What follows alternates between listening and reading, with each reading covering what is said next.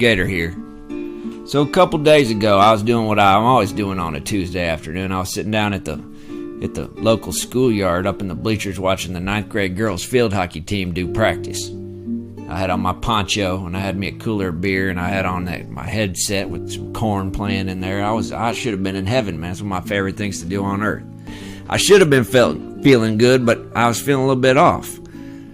And just right then, I stood up and I vomited. And Gator vomited hard. I vomited again and again.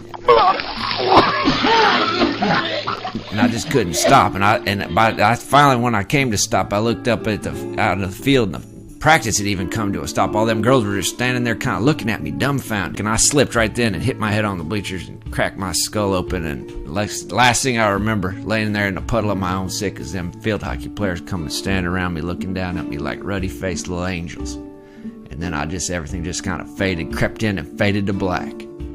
So I wake up and I don't know how much longer later it is. I don't know. I had lost all track of time and whatnot, and I could hear some beeping and buzzings going on, and I look around me and I'm in a goddamn intensive care unit. Not only that, I'm in a bubble, like a plastic bubble, like boy in a bubble type deal, like a plastic bubble tent. And next to me over there, right next to me, I look over and there on a cot next to me is Martin Sargent.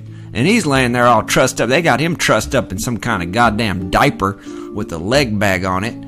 It's the most fucked up thing I've ever seen. Like death eating a crap sandwich is what he looked like. And then I look down at my foot of my bed and there's a nurse standing there.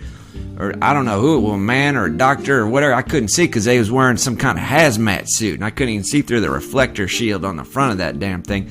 Saying, look at this picture. You know who this man is? And so I look in the picture and it's Joey. I said, that's Joey.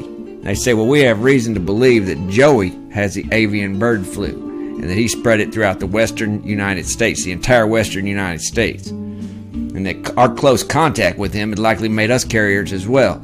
And that's when I'd about heard it goddamn enough. I stood up and I pushed that goddamn doctor in the suit away and I grabbed Martin, I slung him over my shoulder and I plunged right through the side of that goddamn bubble tent and I ran down the hallway and the alarms are going off and the buzzers and the cops and the doctors are running around. I sprung out in the parking lot there and I flagged down a Toyota Cressida and I threw Martin in the side and he'd about shat himself all over by this time. And I threw him in the Cressida and we sped off. That's when we made it over to the main sale top-notch lounge. I ordered us a couple of whiskeys and I propped Martin up on the thing and I went over to the drugstore and I got some Zicam and then we ordered some pickled eggs.